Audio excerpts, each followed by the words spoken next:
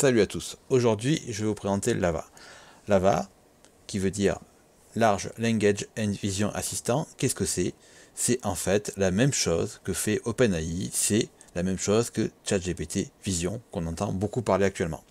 Alors Lava c'est la même chose, si ce n'est que c'est open source et gratuit. Là comme vous pouvez le constater, là j'ai mis une photo de pont, voilà, et je vais demander qu'est-ce que tu vois? Donc comme on peut le voir ici, donc il voit bien le pont, il voit bien l'eau, il voit bien tout ce qu'il faut. En fait, il voit bien l'image. Alors, certes, c'est pas aussi puissant que ChatGPT d'OpenAI. Il n'y a pas les mêmes moyens d'ailleurs aussi financiers qui s'y appliquent.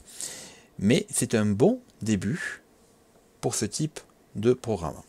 Alors aujourd'hui, je vais te montrer comment l'utiliser et surtout comment l'installer via Google Colab. Allez, c'est parti, on y va.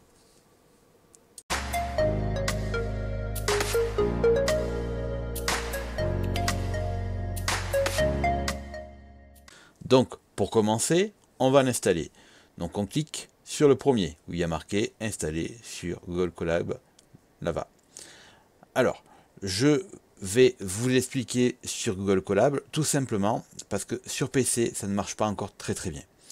J'ai fait des essais, ça marche très bien sous Linux, mais sur Windows, c'est pas encore au point.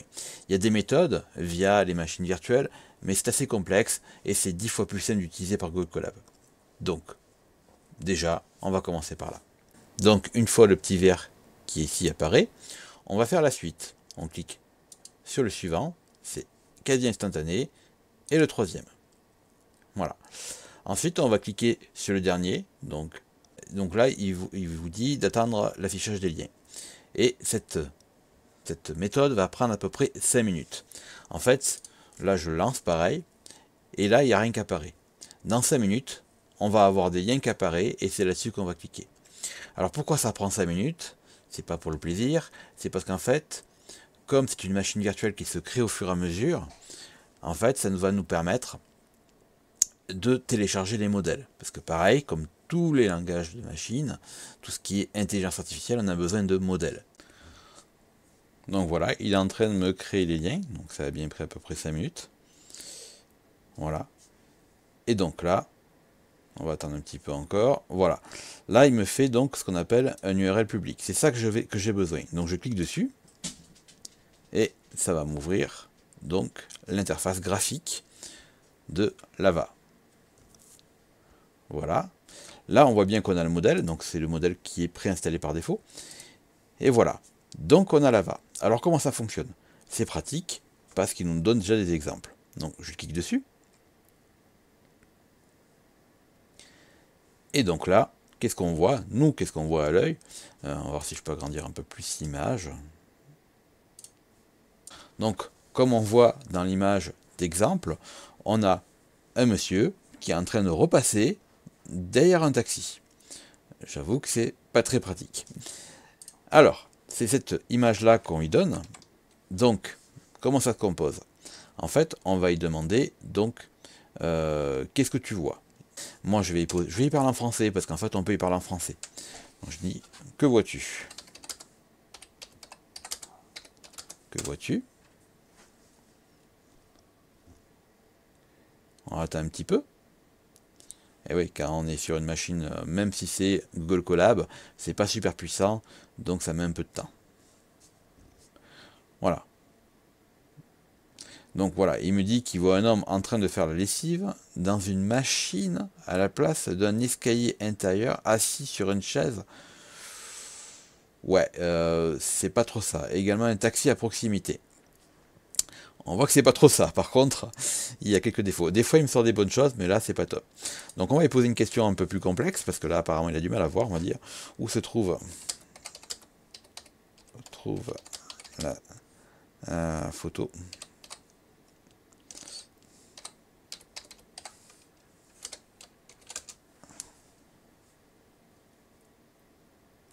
On va voir ce qu'il me répond. La photo se trouve sur une route, un taxi qui passe à proximité. Dans quelle ville?